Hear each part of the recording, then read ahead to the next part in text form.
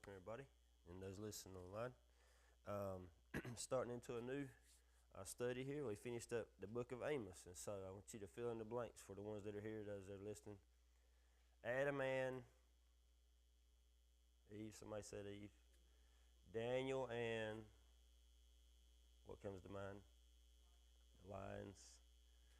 David and Goliath. Jonah and, who said the whale? Yep. Jonah and the whale. That's right. Because that's what everybody thinks of when we say Jonah, the whale. Several translations I went through, and I couldn't find the word whale in any of them. It says great fish. Now, it could have been a whale, but the writers of children's Bible books say whale. And so that's the way we can relate. And as we're taught as kids, we're taught whale. And in fact, this story has nothing to do with a fish. Did you know that? He's a piece of the puzzle, but the story is not about a fish. It's about a man named Jonah who was a prophet. And I heard this week he could be called the prodigal prophet. And if you read the whole story, you realize why. And we're going to, in hopefully 48 verses in 2 weeks, get through all of it. And I'll try my best to not leave anything out as much as I can. But Jonah was only mentioned in the Bible one other time. We did not go over it. But in 2 Kings that we just finished studying not long ago, he served in the court, in the king palace for Jeroboam II, the northern kingdom of Israel. He was a prophet. And he served in that king's reign, Jeroboam II, and he was the one who prophesied that the northern kingdom of Israel would gain territory. About 30 years later, Amos would prophesy that they would lose territory, and both happened. But Jonah was admired, respected, renowned, admired by the king, and called upon because he was a prophet. Jonah likely studied under Elisha's tutorship. Elisha had schools for prophets. If you remember back to the story with Ahab and Jezebel, when Obadiah was the chief of staff for King Ahab, and he is told to go find Elijah, and he finds him and he says, I've protected 100 prophets in 2 caves, 50 in each. It's very likely that Jonah was one of these young men in one of those caves. No proof of it, but timeline spits out that that's possible. He was an admired prophet, and he knew a lot, and he was called on by God, and he was part of this training under Elisha. But when it came time to be called to do something special, he failed. And in all of the success he had serving King Jeroboam II, he got mentioned one time in 2 Kings. But for his failure, he gets an entire book named after him. And that's what we're going to look at, is his failure. We're going to look at this story of his tough ordeal as he is called to do something and he fails to obey God. Eventually, he does obey. And then we get to the last portion of the book, we see a different attitude of Jonah than we would expect. In fact, this entire book, the people in it and the characters, they almost all do exactly the opposite of what you would expect as you read through it. You're thinking, oh yeah, he's going to do this. No, he doesn't. Oh yeah, they're going to do that. They don't. And every way through it. In fact, the only creature in all of it, I say person, that does exactly what you think he'll do because he obeys God is the fish. That's it. Everybody else does the opposite of what you would expect. Jonah's name means dove or peace. His dad's name was Amittai, which means amen, or that is the truth. Interesting fun fact, Simon Peter's father was named after Jonah. His name was Jonah. So we got these things. I want you to give a background of who Jonah is here, and as we get into it, we know that Jonah was a prophet, and now we're up in his age here as we start our story, and right in chapter 1, verse 1, and we're going to attempt, like I say, to go through all 48 verses, so your books won't be helpful at the very beginning here. And as we begin, it says, the word of the Lord came to Jonah, son of Amittai. And so we know that he is a prophet because the word of the Lord came to him. And if you read in other translations, it'll say, and the word came to Jonah, or now the word came to Jonah, which means something happened before that. We don't know what it was. But here, boom, he's given a word from God. And look at the commands right away. Verse 2, get up, go to the great city of Nineveh, and preach. So he's given 3 imperatives. These are not suggestions. Get up, go, and preach. To the great city of Nineveh. He calls it the great city of Nineveh. Now, where's Nineveh? Nineveh was the capital of Assyria. We just stated about Assyria. They are the nation that eventually conquered and took into exile this whole northern kingdom that we've been talking about. And the Ninevites were extremely evil people. Just for a quick second, we'll hit their background. The Ninevites were not just a strong military, they were evil, torturous people. They would capture their enemies and do insanely torturous things to them. They would stretch out their leaders with ropes and skin them alive. They would gouge out their eyes. They would cut off their noses. Then they would cut off their limbs except for their right hand. And as they died, they would shake their right hand. Brutal, brutal people. And God had used the Assyrians for judgment on other people, the Ninevite army especially. But now they've done so badly and so evil that even God is going to cast judgment on them. Okay, so he says, go to the city of Nineveh and preach against it, because their evil has come up before me. And I started thinking about something that's rotten, like like sewage or the landfill. If you've ever been over there and smelled it, it's come up, and it's almost like God says, they're so evil that I can smell the rottenness from heaven. And he says, they've come up before me. And so Jonah got up. Look at verse 3. Jonah got up to flee to Tarshish. He did not go to Nineveh. The very first thing he does, he got up. Yep, he did that part. But he didn't go to the city of Nineveh. It said he got up to flee to Tarshish. Now, where's Tarshish? Yes, sir. At the time, it was the farthest thing on their map. And he says, I don't know where I'm going, but I'm not going to Nineveh. Now, I've heard writer, and in this other study Bible I have, they had a lot of suggestions on why he wouldn't have gone to Nineveh. And I told you, I said I reject all of them because I think he was terrified. I'm not going to Nineveh because there's not going to skin me alive and cut off my arms and legs. I'm not going. And so, as strong of a prophet as he was, I'm not going to Nineveh. He got up to flee to Tarshish from the Lord's presence. Now, I immediately started thinking back to Elijah, who we just studied a few months ago. After Elijah had the encounter on Mount Carmel with Ahab and Jezebel and all the prophets, you remember they ran down the fire, and then all the Baal prophets are killed? What's Jezebel say? That boy's going to be dead by tomorrow afternoon. And what did Elijah do?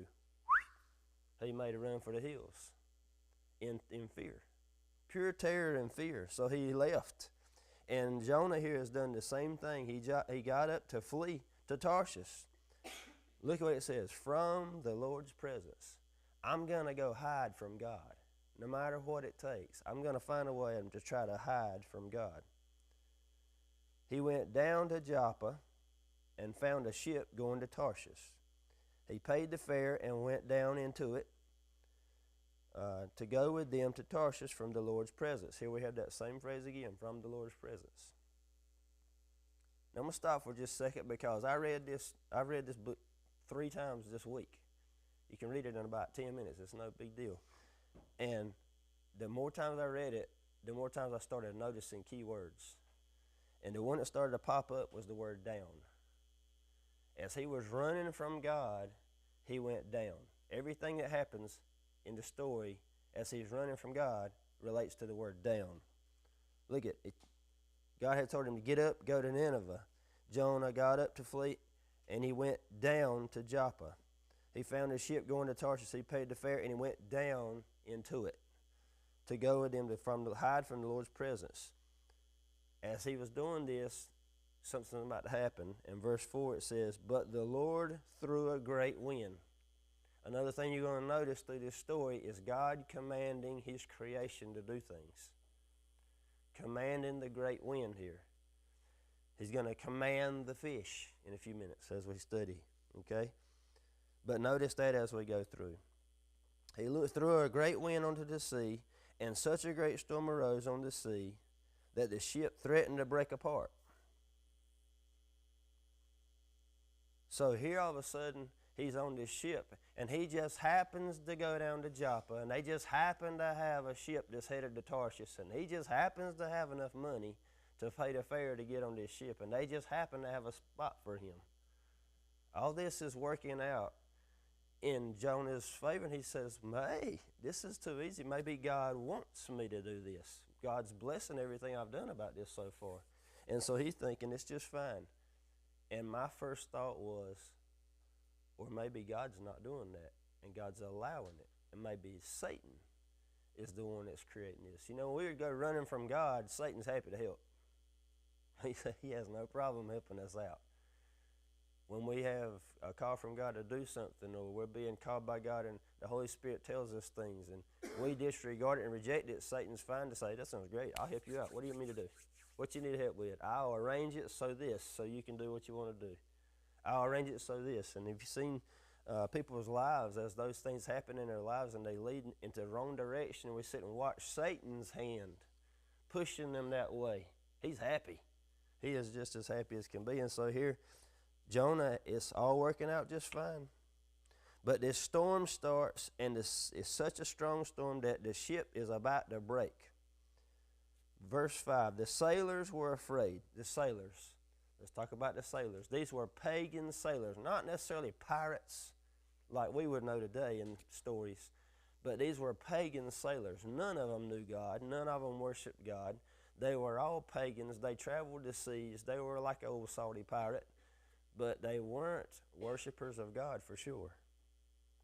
The sailors were afraid though, and each cried out to his God. Did you notice that? His God, not the God, not the Lord. They cried out to his God. So what did they do? They start throwing out the ship's cargo. They threw the ship's cargo into the sea to lighten the load. While all this is going on, meanwhile, Jonah had gone down into the lowest part of the vessel and had stretched out and fallen into a deep sleep. One translation actually puts it that he snored. He had fallen into a sleep of snore. He's exhausted from the travel and the stress, I'm sure, and he's on this ship, but you would think if it's that rough of a sea, he'd wake up. But he's in a deep sleep. He's passed out. He's knocked out for good in here. And the captain, in verse 6, approached him and said, what are you doing? Sound asleep. Get up. Call to your God. Maybe this God will consider us and we won't perish. They're all scrambling. The sailors are calling to their God. The captain's calling to his God. And he's hollering at Jonah, get up, man. Call to your God. Maybe he'll consider us and we won't perish. Verse 7. Come on, the sailors said to each other. Let's cast lots. Now, they would do this all the time. When nobody could figure out who's to blame, they start handing out these straws. You ever draw straws when you were little? Same kind of things. They had sticks, whatever. And whoever drew the longest one, you were it. Now, what kind of truth there is to this at all? But it just happened to work out that Jonah is the one that drew the long straw. Verse 7, come on, the sailors said to each other, let's cast lots, then we'll know who is to blame for this trouble we're in. So they cast lots, and the lot singled out Jonah. And they said to him, tell us who is to blame for this trouble we're in. What is your business, and where are you from? What is your country, and what people are you from? Notice what they asked him. Tell us who is to blame for this trouble we're in. What is your business? What was Jonah? He was a prophet. That's the last thing they wanted him to ask, because he's resigned. He's quit the job and left it all.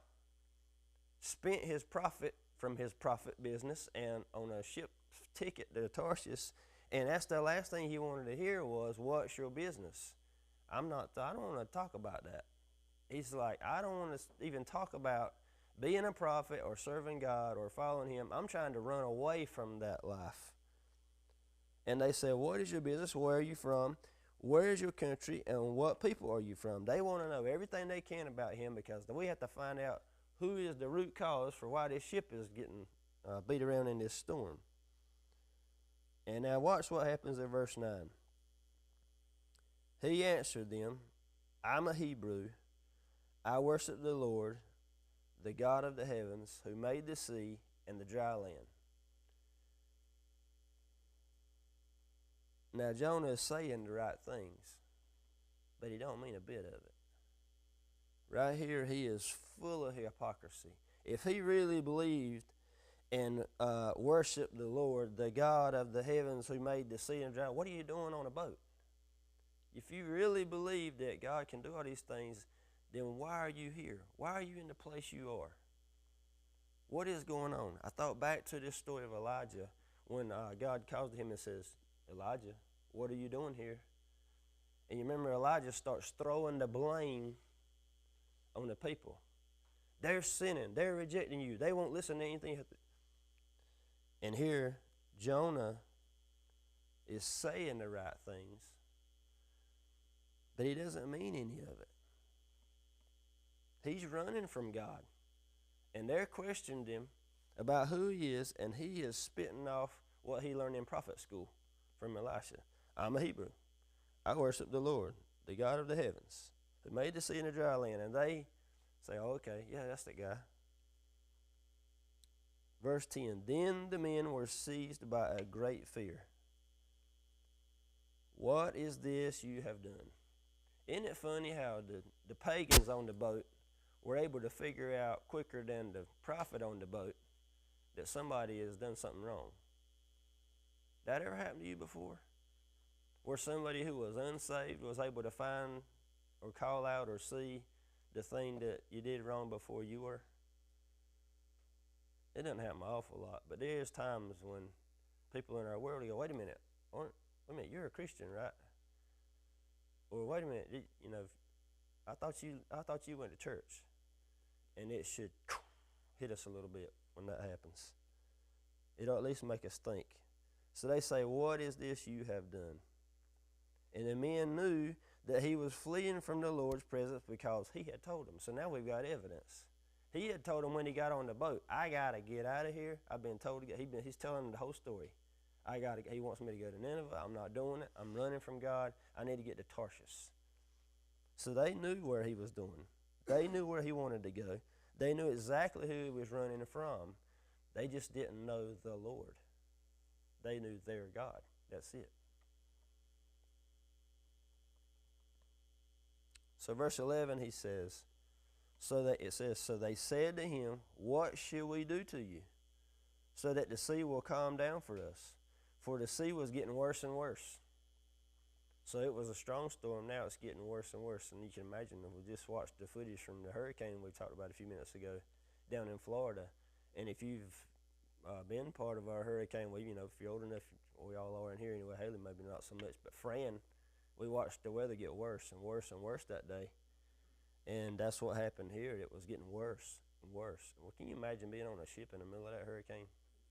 No way. But here they are, and it's getting worse and worse. And they said, what should we do to you?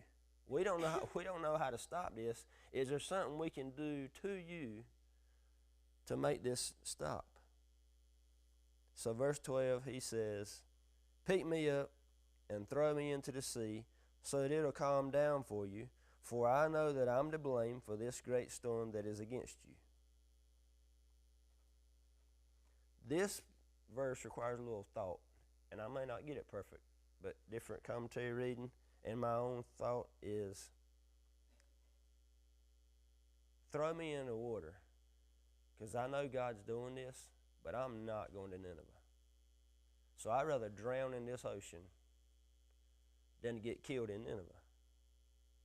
And that's the way I read it, because he says, pick me up, throw me in the sea, it'll calm down. He knows what'll stop it. He knows him being on that ship is the reason that storm is what it is. He knows it's getting worse and worse, because in his heart and his mind, he will not say to God, fine, I'll go to Nineveh. And that's why it's getting worse and worse and worse. And he finally says, I'll save these boys, I guess. if they'll just throw me in the ocean. He didn't care about these guys. He's worried about himself. He says, throw me in the sea. It'll calm down for you. I'm to blame. And watch what happens in 13. Nevertheless, the men rowed hard to get back to dry land, but they couldn't because the sea was raging against them more and more. They didn't throw him in. Who should be the merciful one here? Jonah. He's the prophet. He knows God. He knows God is full of mercy and grace. But he's not the one that's full of mercy. They are. Like I told you a few minutes ago, the people in this story do the opposite of what you expect. You expect these sailors to go, sounds good, chunk him in the water, it'll stop. We're pagans anyway, we don't care. But they're the ones that have the mercy. They worried about Jonah. We can't throw this guy in, he's going to die. He's going to drown out here. So instead they say, all right, boys, we're not doing that. Let's find another way. Get your oars and let's row harder. But the water's getting stronger and stronger, and they can't stop it. And once they realize they have no more hope except to do what he said, verse 14. So they called out to the Lord, please, Lord. Look at who they called out to. A while ago it was pray to his God.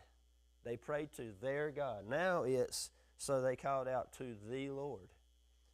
Please, Lord, don't let us perish because of this man's life. And don't charge us with innocent blood.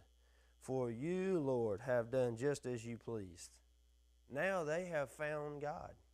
All of a sudden, they are the ones who are calling out to the God. They're calling out to the Lord. Please, Lord, have mercy on us. Forgive us. We don't want to do this, but we have no choice. And they're the ones who are seeking God the way Jonah should be. They picked him up, verse 15, and threw him into the sea, and immediately the sea stopped. Okay, now what's funny to me is when I was, just before they say, it says they called out to the Lord, it kind of struck me because everyone in this story, Jonah, the sailors, and the Ninevites, are all disobedient to God. The only thing in this thing that is obedient to God right now is the fish. Because somewhere under this boat, there's a big old fish swimming around, just hanging around, tagging behind his boat, waiting for God to tell him what to do. Right? God using his creation there. And that fish is the only one that's being obedient. But now we start to see a revival. These boys are coming to know God. They picked him up, threw him into the sea stopped. Watch what happens in verse 16. The men were seized by a great fear. Earlier they were seized by a fear for what was just happening. Now they're seized by a great fear of the Lord. Now, when it says fear of the Lord over in Proverbs, which we studied last year, the fear of the Lord is the beginning of knowledge. Learning who God is, a respect for God. Now this is what they're having. They seized by a great fear of the Lord.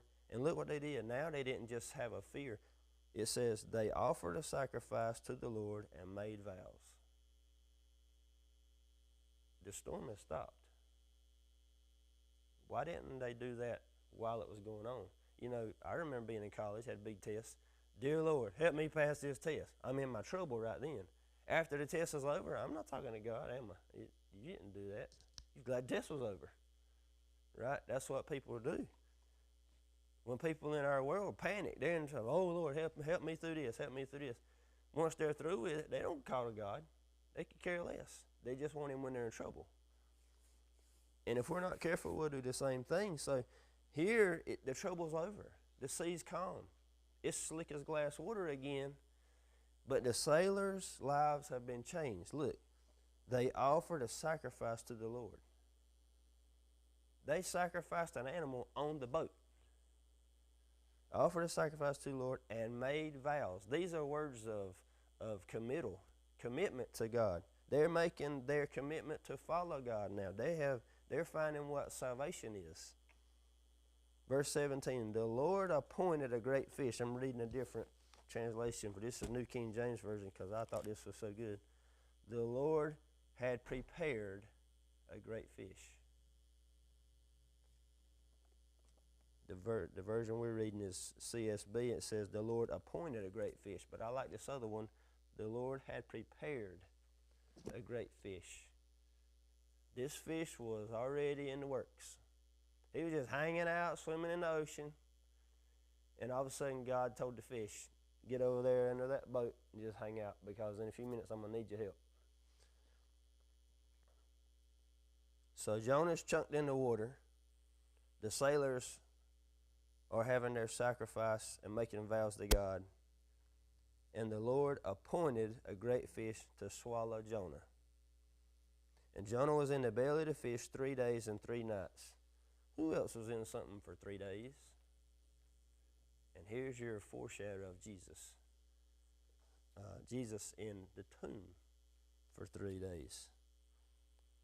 Now, if you've ever heard these people that want to make up the stories, and I say make them up, they don't believe in the miracles of God.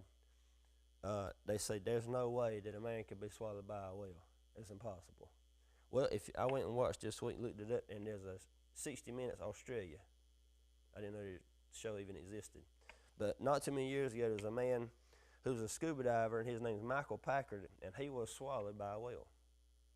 He was scuba diving, and he was a fisherman by trade, but he did scuba diving for people on the side as a side business, and he was actually looking for some lobster in a certain area. This place that was supposed to be a big feeding ground for lobsters. And he was hit in the back by something he didn't know what it was. And under the water's blurry, bubbles everywhere, and everything goes black.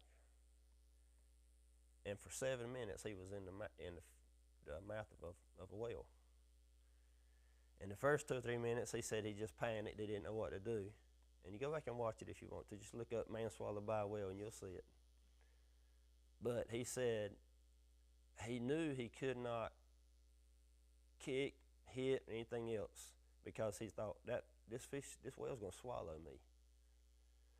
And without going into a lot of detail, we don't have time, he says, all I could do was think, it's going to take God help to make this fish open his mouth for me to get out. With a tank on the back with the oxygen, it was such an irritant to the whale's mouth that the whale started kicking and flipping, and eventually he gets surfaces, and Michael says he saw light, and he thought, he don't like me in here, and he slung him out of his mouth. And the guy driving the boat says he went in the air about 20 feet and hit the water and landed on his back. And he's got a hip problem now from landing on all that equipment the way he did. But he says, I can testify you can be in a whale's mouth.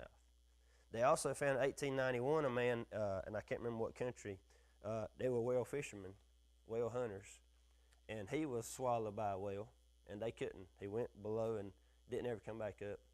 They caught a whale about 2 days later, and as they were cutting him up, bringing him on board, they got to his stomach, opened it up, and there was that man, white as a ghost, but he was still alive. Yes, he was. And within a few hours, he was standing up, sitting up, eating, talking, and he was okay. And he was in there for 2 days. So it does happen, and I said, well, it doesn't matter how big you think the fish is. It matters to you how big do you think God is. Can he do it or not? You have to believe. You have to decide if you're going to believe in miracles or not.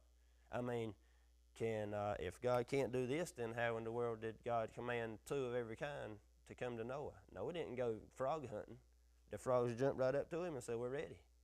And here come the zebras, and they say, where do we get on? I mean, it was that way. How did God command a donkey to talk to Balaam? How did he command the birds to go feed Elijah? God used his creation for his need, and here it is, this fish. So verse 17, the Lord appointed a great fish to swallow Jonah, and Jonah was in the belly of this fish 3 days and 3 nights. And I live it this week. He said, this guy says, God sent Jonah into the belly of the fish so he could do some deep thinking. Y'all get that? Says so he could do some deep thinking. Okay, so we got a few minutes left. Let's try to get through chapter 2. Because in chapter 2, it's all about Jonah. Jonah's in this fish, and it says Jonah prayed. The first two words. Jonah prayed. I would have too. Okay, I could care less about getting to Tarshish now. I'm in the belly of a whale, of a fish. Jonah prayed. Okay, no more playing around, because a while ago he was saying the right things and didn't mean any of it. He meant some of it now. Jonah prayed. Let's read. I'm going to read his whole prayer, and then we'll just discuss as we finish up. Jonah prayed to the Lord his God from the belly of the fish. I called to the Lord in my distress, and he answered me. I cried out for help from deep inside Sheol. You heard my voice. You threw me into the depths, into the heart of the seas, and the current overcame me. All your breakers and your billows swept over me. But I said, I have been banished from your sight. Yet I will look once more toward your holy temple. The water engulfed me up to the neck. The watery depths overcame me. Seaweed was wrapped around my head. I sank to the foundations of the mountains. There that word down again. To the earth's gate shut behind me forever. Then you raised my life from the pit. Lord my God. Boy, the language is changing, isn't it? Jonah's in a mess. Look, it took 3 days, this dude being in this whale's belly, for him to finally break. I mean, maybe the first 10 minutes he was going, oh no, oh no, oh no. But after day one, I'm not going to Nineveh. I've died in this whale's mouth. I'm not going. After a while, though, he couldn't take it. And he cracked. And this whole prayer, if you read it with speed, it really makes for a good effect, because you start to see he's wrapped in seaweed. He's in the belly of his mouth. He can't see. He's panicking. He's exhausted. You know, if you've ever been through some big traumatic experience, or heard people that have, and I think back to the guy I was telling you about a few minutes ago, he said as the minutes went by, he just started thinking, I'm going to die in here. I'm going to die in here. So I was starting with my boys and my family, and I thought, my mom, she's sick, and I'm never going to see her again. And then he just started thinking, and the trauma and the depression that was sinking over him, as he just said, there's no more hope. But then he just said, there's no way that I'm going to make it out of this, unless God helps me. Okay, so let's read on a little bit more. Let's go back to verse 6. I sank to the foundation of the mountains. The earth's gate shut behind me forever. Then you raised my life from the pit, Lord my God. As my life was fading away, I remembered the Lord, and my prayer came to you, to your holy temple, to those who cherish worthless idols, abandon their faithful love. That's the part I was going to hit real quick, because that verse in a different translation says, but I will sacrifice to you, next verse 9, I will sacrifice to you with a voice of thanksgiving. I will pay what I have vowed, salvation of the Lord. Now, watch this, CSB version. But as for me, I will sacrifice to you with a voice of thanksgiving. I will fulfill what I have vowed. Salvation belongs to the Lord. What did the sailors sacrifice on the boat? An animal. No, Jonah can't do that. He's in a fish. Can't exactly sacrifice a goat. What can he sacrifice? He has nothing but himself. That's all he can sacrifice. Read it again. But as for me, I will sacrifice to you. I will sacrifice to you. With a voice of thanksgiving, I will fulfill what I have vowed. Go back over to chapter 1 to verse 16. The sailors, the men were seized by a great fear of the Lord, and they offered a sacrifice to the Lord and made vows. And now Jonah has finally reached the point that he's caught back up with the sailors again. He's making a sacrifice. He's committing to his vows. He's finding salvation again. The last verse, salvation belongs to the Lord. But look at the wording in all that prayer as we go back through verse 2. I called to the Lord, and he answered. From the belly of a whale, ever how many feet below water, finally when Jonah was ready to talk to God, he was ready to listen. And he was ready to answer. I cried out, you heard. Verse 3, you threw me into the sea. All your breakers and your billows. He is acknowledging God again. Before we were running away from God. And now that he's it took him being in a belly's mouth for 3 days for him to get there. And sometimes it takes that for us. We may not ever get swallowed by a fish. But sometimes we might get down, down, down, and far away from God as we can get. and we'll finally crack. And when we break and we turn around and we say, I can't take you anymore, I want you back, he's standing right there behind us, just waiting. And he says, I will look once more. You raised my life, Lord my God. I remembered the Lord. We start seeing words here, phrases of return, restoration. Everything about God, as we read through the Bible, is about restoration. God restoring everything that was there in that first story in Genesis. Everything was with God, remember? He created it all. All the creation, Adam and Eve, and it was all the way he intended it. But the minute sin came in the picture, the entire rest of the Bible is about putting it back to where it was. Everything back with God. Jonah's home was with God. And if he had to go find that in the belly of a whale, so be it. Because God said, that's fine. If that's what it takes, I'll put you in a whale's belly for 3 days. After all this prayer, verse 10, and this is where we're going to stop. Then the Lord commanded the fish, and it spit Jonah on the dry ground. That's all it took. Once Jonah broke and came to God, God delivered him. Here God has used the fish again. He prepared the fish. He used the fish for 3 days. And now he's commanded the fish.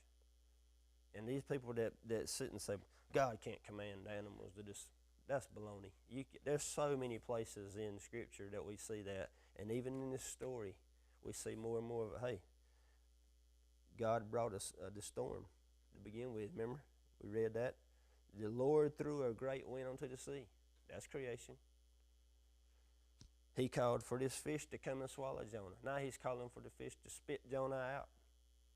And we see so many things in this story. Obedience, patience, mercy, forgiveness. All these things are wrapped in this one little story. And next week, as we finish doing the second half, as Jonah comes out of this fish's mouth, don't you know that was a scene? It says he spit him on dry land. He didn't just spit him out in the water. So somebody maybe is up there on the shore, and I'm sitting here watching, they're going, yeah.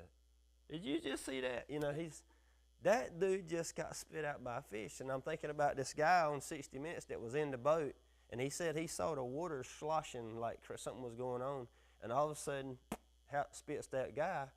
And they asked the guy interviewing and said, what did you do? He said, I had my clipboard in my hand because they were keeping records. He said, I had my clip. He said, I literally dropped the pen.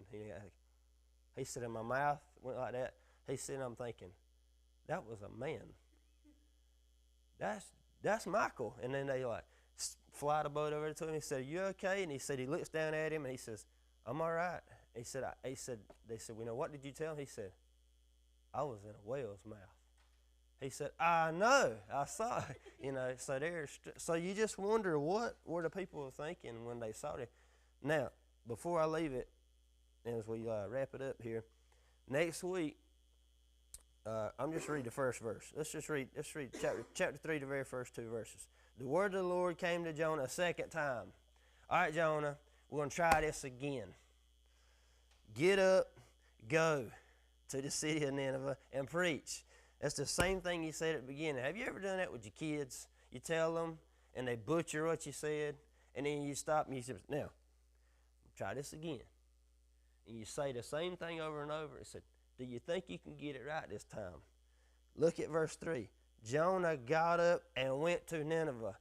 I'm not going back in that whale's belly again. I'll go to Nineveh. Fine. So he's like a stubborn kid, in this story. But I didn't want to leave this without because I want to prepare you for next week. Because when he goes to Nineveh, he doesn't realize it, but they're already being prepared. Nineveh worshipped a god named Dagon. Dagon was the god of the sea, the fish god. Yeah, he's the god of the sea. So when the story about a man getting spit out by a whale after being in his belly for 3 days makes its way to Nineveh, what do you think they're going to do when he rolls into town? whatever he says. He rose in and said, I'm going to tell you what happened to me. And they go, yes, sir. Okay, so next week, we're going to wrap up the book. I wish we had 6 weeks to cover this because there's so much more. But I'm glad we were able to get through those first 2. Go back and read it again this week as you get time. And go ahead and read the last 2 so you can get this whole story. But I hope you've noticed so far, it ain't about a fish. It's about a prophet who ran away. And he's just like the prodigal son. He ran away. And next week, he's going to be just like the older brother who's mad when God forgives the people. So you get all those pieces right in the same story. So we could call him the prodigal prophet. That's what they called him when I listened to this week. All right. So next week, we'll do 3 and 4. And hope we're learning a lot. This is a neat story.